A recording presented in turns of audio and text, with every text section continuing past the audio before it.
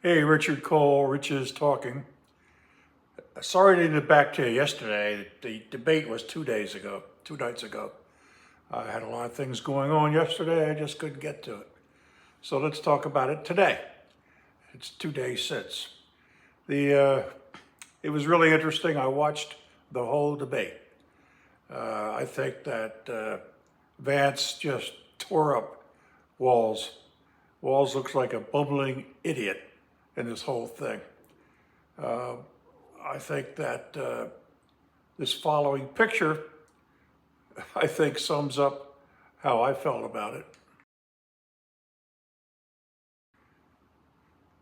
Yet again, the moderators, they just can't help themselves.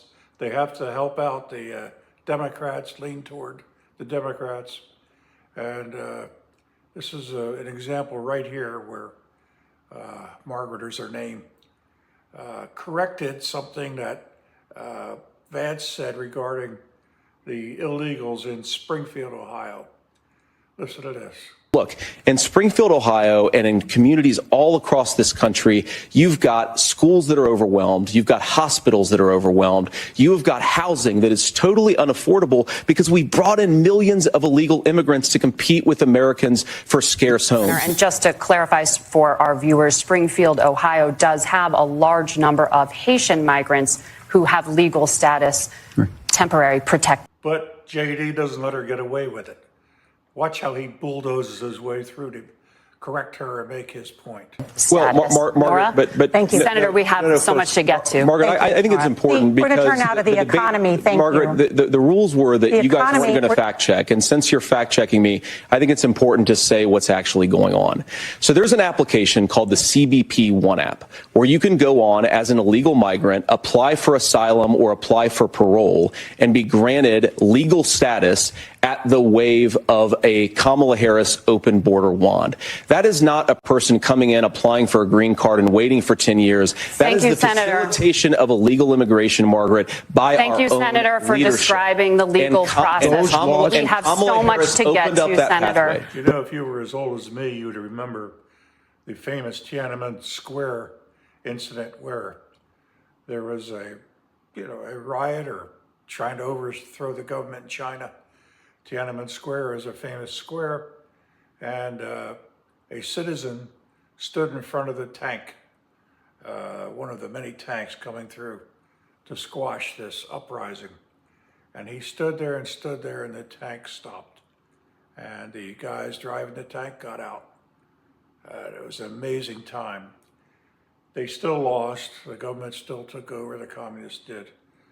But the reason I bring this up is Tim Walz said, "Oh, I was there when that went on. I was in China when that famous incident occurred, Tiananmen Square. They call it a massacre." So here's the question about that from the moderator. This is interesting. Governor Walz, you said you were in Hong Kong during the deadly Tiananmen Square protests in the spring of 1989. But Minnesota Public Radio and other media outlets are reporting that you actually didn't travel to Asia until August of that year. Can you explain that discrepancy? Yeah, well, and to the folks out there who didn't get at the top of this, look, I grew up in small rural Nebraska, town of 400. I cut it off because he just goes on and on and on and on, saying absolutely nothing. But here's something he said that I agree with. Look, I will be the first to tell you, I have poured my heart into my community. I've tried to do the best I can, but I've not been perfect. And I'm a knucklehead at times, but it's always been about that. Yeah. Called himself a knucklehead. I can't disagree with him there. It's one of the few times I agree with him. So that was all about when he was in the debate the other night. But I found this from a few weeks ago to show how consistent Walz is in his lying. This is where he was talking about his military service and the fact that he was in Iraq, and he at one point said, I carried arms into war. He made a lot of comments about it. So here's a question on that from this is a CNN interview he had. And the idea that you said that you were in war. Yeah. Did you misspeak, as the campaign has said? Yeah, I said we were talking about, in this case, this was after a school shooting, the ideas of carrying these weapons of war. And my wife, the English teacher, told me my grammar is not always correct. But again, if it's not this, it's an attack on my children for showing love for me, or it's an attack on my dog. I'm not going to do that. And the one thing I'll never do is I'll never demean another member's service in any. Poor grammar, poor grammar.